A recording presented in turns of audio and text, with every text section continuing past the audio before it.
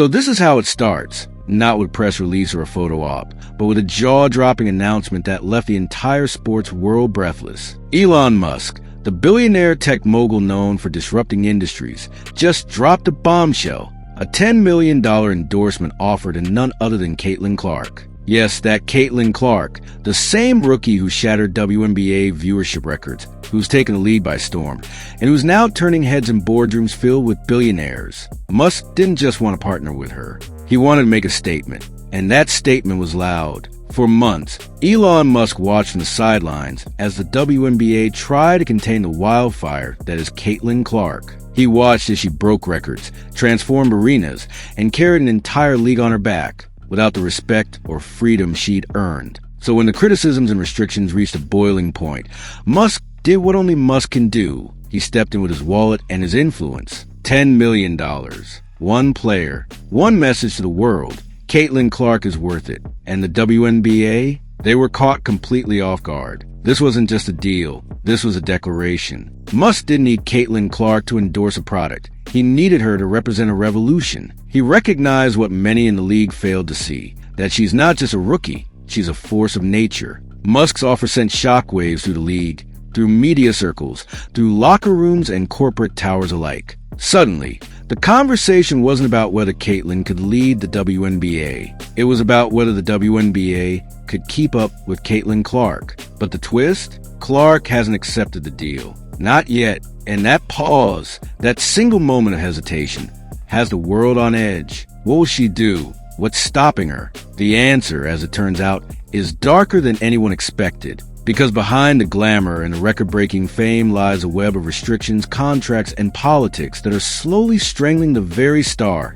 that saved the WNBA. And the more we learn, the more we realize Elon Musk may be the first to say it out loud, but he's not the only one who sees the writing on the wall. Caitlin Clark is being held back, silenced, and now, one of the most powerful men on earth has called the league's bluff. The question is, what happens next? Because Caitlin Clark isn't just drawing attention on the court anymore. She's pulling fans into other sports. When was the last time women's golf trended because of a basketball player? When Clark was announced to participate in the LPGA Prom, golf executives were blindsided. Their inboxes flooded. Fans demanded a live broadcast just to catch a glimpse of Caitlin teeing off. Think about that. One player from a different sport shifting the entire focus of a tournament. That's not star power. That's gravity. This is the Caitlin Clark effect in full swing. She's not just elevating basketball. She's redefining what it means to be an athlete with cultural pull. People who never care about golf,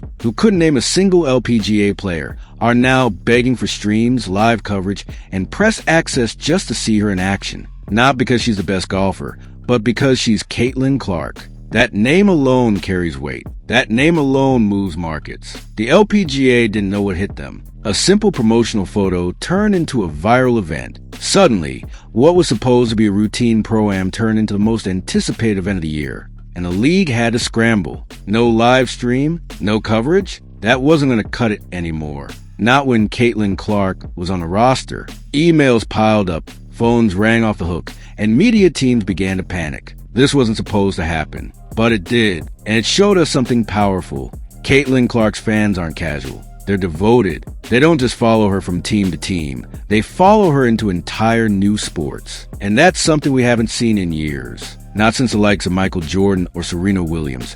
Has an athlete transcended boundaries the way Clark is doing now? And she's just getting started. So when Elon Musk dropped his $10 million offer, he wasn't betting on a basketball player. He was betting on a cultural icon. And if golf, of all things, is getting swept up in the Caitlin Clark storm, what's next? Football? Soccer? The Olympics? There are no limits anymore. Only possibilities. And the WNBA better pay attention. But those possibilities are being choked off, slowly, systematically, by the very league she helped build. You see, while other players are globetrotting, cashing in overseas, and signing lucrative off-season deals, Caitlin Clark is stuck. Why? Because of a series of restrictive contracts with the WNBA and Nike that effectively block her from earning money outside their terms. The same league that profits off her likeness is now keeping her from growing beyond it. The irony is gut-wrenching. Let's be clear, Clark's not trying to break the rules. She's trying to breathe. She received offers from Turkey, $15 million for a few months. Declined. Big 3 League, $10 million for 10 games. Declined. Even the Euro League wanted her. And every time she tried to explore those options, the WNBA slammed the door shut. Meanwhile, other players, Gabby Williams, Kelsey Mitchell, and Alyssa Smith, are all playing abroad right now with no interference. It's a double standard. And it's starting to look like sabotage. The most marketable player in WNBA history, arguably the only reason casual fans even know the league exists right now, is being shackled while others are set free. Why? Jealousy? Control? Fear? Whatever the reason, it's making the WNBA look less like a league and more like a cage. And yet, Clark remains composed. She plays golf because she can't be paid for it. It's the only loophole left. And so, she swings quietly on the fairway while million-dollar deals pass her by. Fans see it. Sponsors see it. Elon Musk sees it. The injustice is too loud to ignore. She's not just being underpaid. She's being undermined. And here's the cruelest part. She needs the money. In an interview, she admitted she can't even afford enough tickets for her own family to attend games. Imagine that. The face of the WNBA, trapped silence, and left out in the cold while her peers collect checks and chase dreams. The league didn't just fail Caitlin Clark. It used her, and now it's punishing her for being too big to control. And it doesn't stop there. Enter Nike, once thought to be the savior in this story. When they offered Caitlin Clark a jaw-dropping $28 million contract, fans thought she finally got what she deserved. But the fine print told a different story. That $28 million stretched over 8 years, a lifetime in sports. And what did she get in return? No signature shoe launch, no national ad blitz, just a silencing clause disguised as an endorsement. Nike didn't sign her to elevate her. They signed her to contain her, to block Adidas, Puma, or any other brand from capitalizing on her meteoric rise. It was less of an investment and more of a trap. And when fans began to question where the marketing push was, Nike had no answers, just silence. Meanwhile, other athletes, less popular, less impactful, were getting full campaigns and media spotlights. This wasn't just a missed opportunity, it was a calculated move. They let her sign the dotted line, then locked the door behind her, and all the while, Nike kept pushing Aya Wilson, another talented player, yes, but one they clearly prioritized for reasons that have raised eyebrows across the industry. Why promote one and muzzle the other? And the timing? Suspicious, to say the least. Just as Adidas began sniffing around, Nike swooped in. They didn't want to support Caitlin Clark. They wanted to own her. They saw her influence, her draw, her power, and instead of amplifying it, they buried it under corporate red tape and long-term contracts. Now the fans are asking, was it worth it? Did Caitlin sign away her freedom for a few million a year? Or was she forced into a corner by a system that never planned to let her shine in the first place? Because one thing's for sure, this isn't what she deserves. And the world is finally starting to see it. Meanwhile, a new off-season league called Unrivaled was supposed to be the breath of fresh air, a space where players could finally thrive without restrictions. Big names like Kelsey Plum, Angel Reese, Natasha Cloud, and Brittany Griner all signed on. But one name was conspicuously missing, Caitlin Clark. Not a single Indiana Fever player signed up, and the silence was deafening. Why? Why would the biggest star in women's basketball skip the one league where she could finally take control of her narrative? Because she wasn't allowed. Because once again, contracts and politics strangled her chances. The league and Nike made sure of it. They didn't want her in Unrivaled. They wanted her stuck. And that silence, it wasn't just awkward, it was strategic. Because when every major star was announced for Unrivaled, fans immediately started asking, where's Caitlin Clark? The optics were undeniable. The biggest name in the sport, the one who boosted attendance, ignited media coverage, and brought millions of new fans to the game, completely absent. It wasn't just suspicious, it was damning, and it spoke volumes without saying a word. The WNBA didn't want her in Unrivaled because they knew what would happen. She'd steal the show. Again, Unrivaled was supposed to be about freedom. It was built for players who wanted a voice, a platform, a paycheck that reflected their value.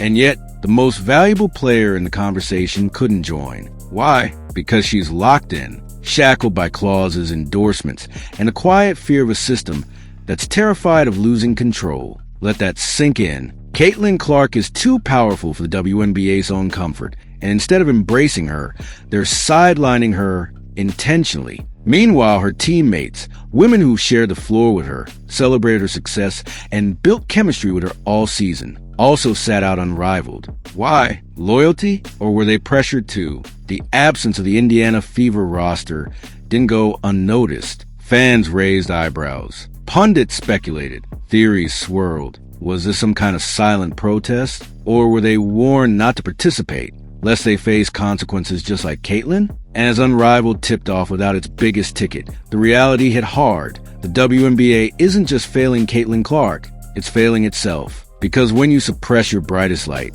you dim the entire stage. And no amount of press releases, social media campaigns, or forced narratives can hide what the fans already know. Without Caitlin Clark, this league doesn't shine the same. The real tragedy? They had her. They had the generational talent, the cultural moment, the viral spark. And instead of championing her, they clipped her wings. Caitlin Clark should have been the face of Unrivaled. She should have headlined the promos, led the ticket sales, dominated the coverage. Instead, she's watching from the sidelines again, while others try to fill the void she left behind. And while Caitlin Clark is being muzzled, others are being elevated, often at her expense. Take Aya Wilson, for example. Nike didn't just prioritize her, they pushed her, full campaigns, TV spots, front and center in every major rollout. Meanwhile, Caitlin's massive Nike deal? Quiet, no commercial, no rollout, no real marketing, just fine print and silence. And when fans started asking questions, they were met with excuses, vague answers, deflections. The unspoken truth is becoming harder to ignore. Caitlin Clark's popularity has triggered an ugly undercurrent in the league, one of jealousy, resentment, and yes, politics. When A'ja Wilson implied Clark's fame is because she's white, it sparked a firestorm. But underneath that firestorm was a deeper issue. The league never had a plan for what to do if someone like Clark became bigger than the system itself. And now they're scrambling. Because the fans aren't stupid. They see what's happening. They see the snubs, the physical fouls, the icy interviews, the lack of promotion. They hear the commentators downplay her accomplishments while hyping everyone else. And yet, despite all of it, Clark continues to rise. Because her impact isn't manufactured. It's earned. She's not trying to be better than her teammates. She just is. She's not trying to overshadow the league. She's saving it. And the response she gets? Cold shoulders and broken promises. There's something deeply wrong when the most transformative player of the generation is treated like a threat instead of a gift. And that's exactly what's happening here. It's a system eating itself alive. And Caitlin Clark? She's stuck in the middle of it, bullied by a culture that punishes excellence and rewards compliance. But the real kicker? Even after everything, after the snubs, the silence, the sidelining, she still shows up, she still puts on the jersey, she still fights for the game. And that's what makes this story both tragic and powerful. Because when you look at Caitlin Clark, you're not just looking at a basketball player, you're looking at resilience, at grace under pressure, at brilliance that refuses to dim. And while others try to drag her down, she keeps rising. Elon Musk saw it. Millions of fans see it. Even the critics, deep down, know it. The question isn't whether Clark is worthy of greatness. It's whether the WNBA is worthy of her. And now the world is asking, how long until she breaks free? How long until another league, bigger, better, smarter, gives her what she truly deserves? Because if the WNBA keeps stifling its greatest asset, they won't just lose a player. They'll lose the moment. The one moment that could have changed everything. They had lightning in a bottle, and they buried it. But here's what they forgot. Lightning always finds a way to strike again.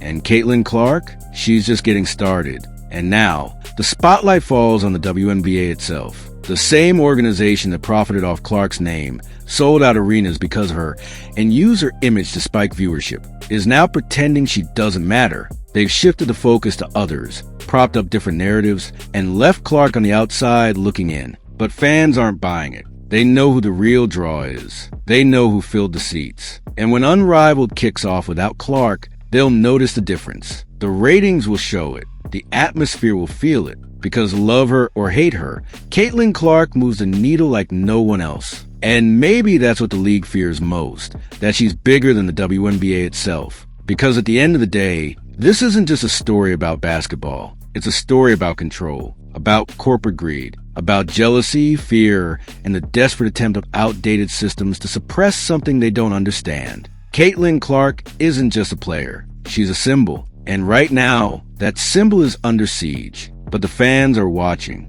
The world is waking up. And Elon Musk's $10 million offer may have been the first crack in the dam, but it won't be the last. Because you can only keep a star like Caitlin Clark in a cage for so long before she breaks free and rewrites the game forever.